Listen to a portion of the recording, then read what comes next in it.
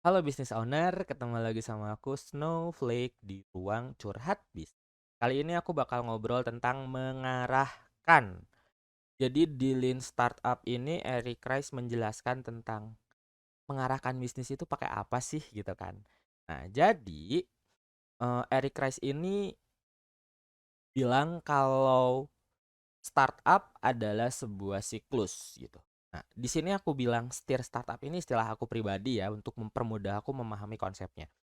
Jadi diawali dengan sebuah ide yang kemudian, dibangun gitu ya, ide ini di-build atau di-convert atau diubah jadi sebuah produk atau jasa gitu. Di sebuah produk atau jasa yang nanti produk atau jasa ini kita lempar ke audiens atau ke konsumen untuk diukur sejauh mana daya belinya dan sejauh mana masalahnya terselesaikan. Nanti dari measure ini kita dapat data untuk dipelajari nih, untuk dipelajari yang nanti hasil belajar ini masuk lagi ke fase ide. Jadi konsepnya tuh bisa lebih praktis dan lebih mudah dan lebih terarah gitu. Nah, penjelasannya kayak gimana sih? Apa yang dimaksud ide, build, product, measure, dan data, terus learn? Oke, kita mulai bahas aja itunya. Definisi-definisi. Nah, jadi pada dasarnya dari yang aku pahami, ideas ini adalah masalah apa yang mau kamu selesaikan. Dan possibility-nya kamu bisa selesaikan sampai tuntas. Ini untuk ideas. Kemudian build ini adalah proses dalam membuat produk atau jasa untuk menyelesaikan masalah itu gitu. Kemudian produk adalah produk atau jasa yang siap pakai oleh konsumen. Oke, siap pakai atau istilahnya kita sebutnya MVP, minimum viable product. Nah, minimum viable product ini nanti kita langsung ujikan ke konsumennya. Apakah nanti menyelesaikan masalahnya gitu kan? Apakah nanti ada orang yang mau belinya? Nah, nanti ini diproses pengukuran nih. Nah, setelah itu nanti di sini kita bakal dapat data yaitu gambaran kualitatif dan kuantitatif dari hasil measure. Setelah itu baru kita bisa learn. Apa yang bisa kita pelajari dari tahap measure agar produk bisa lebih mudah digunakan dan bisa menyelesaikan masalah, terus pelanggan juga ada yang mau beli dan hal-hal lainnya yang bikin si produk ini semakin banyak penggunanya dengan rating bintang 5.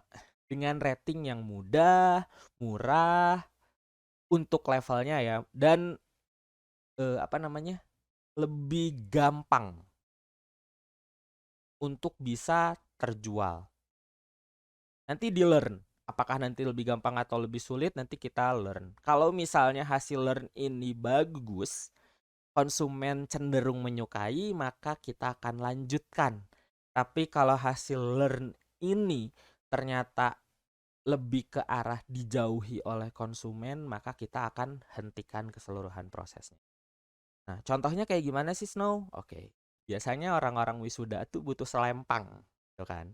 Idenya adalah kamu ngelihat bahwa ada wisudawan yang butuh selempang wisuda.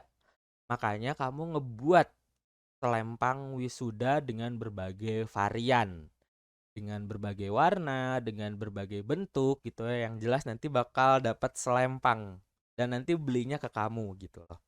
Nah, produknya adalah selempang wisuda yang oke punya, mulai dari bahannya yang eh, enak disentuh gitu ya. Terus kalaupun pakai rombe-rombe juga atau apa sih namanya itu teh kayak renda-renda gitu juga yang enggak bikin kulit ke iritasi dan banyak hal lagi gitu. Nah, dari produk ini kamu coba jual. Kamu coba jual. Nah, setelah itu kamu ukur berapa banyak sih yang beli selempang wisuda dari kamu. Berapa banyak yang enggak beli selempang wisuda dari kamu. Berapa banyak yang beli selempang wisuda ke orang lain gitu. Kenapa orang lain lebih milih selempang wisuda orang lain daripada kamu? Nah, di sini diproses measure nih.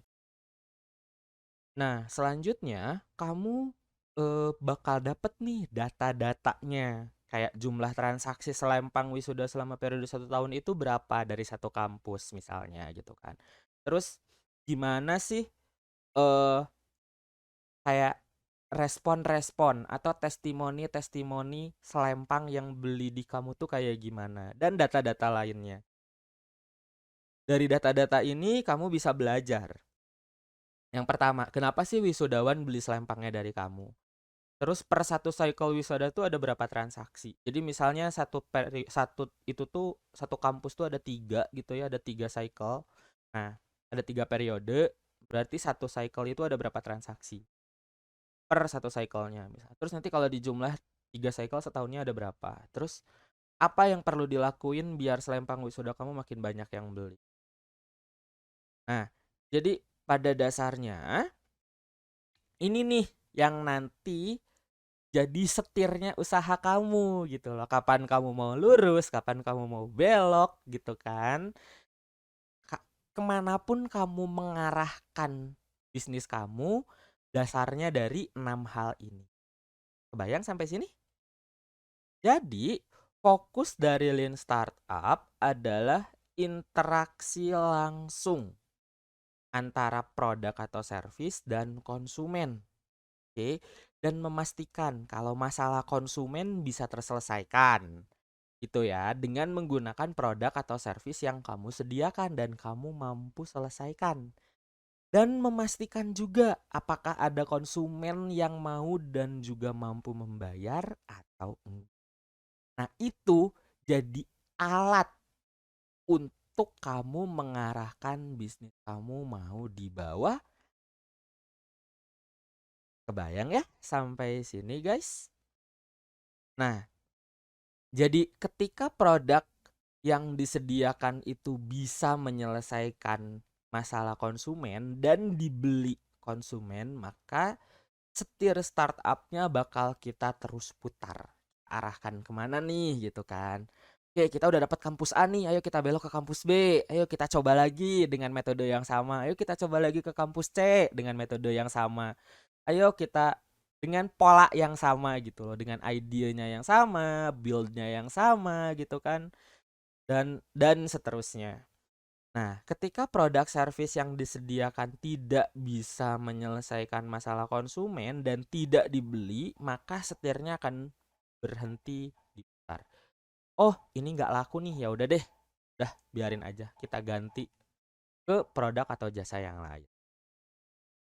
Jadi semakin banyak wisudawan yang butuh selempang gitu ya, semakin banyak wisudawan yang butuh selempang dan beli dari kamu, maka bisnis selempang kamu perlu terus dilanjutkan. Tapi semakin banyak wisudawan yang nggak butuh selempang dan nggak ada yang beli dari kamu, maka bisnis selempang kamu perlu dihentikan dan ganti ke produk atau jasa yang lain. Jadi itu apa namanya? Itu yang perlu kamu lakukan di fase mengarahkan ini. Kebayang ya sampai sini? Selanjutnya aku bakal ngobrol tentang mempercepat. Apa yang perlu dilakukan biar bisnis kamu lebih cepat grow-nya.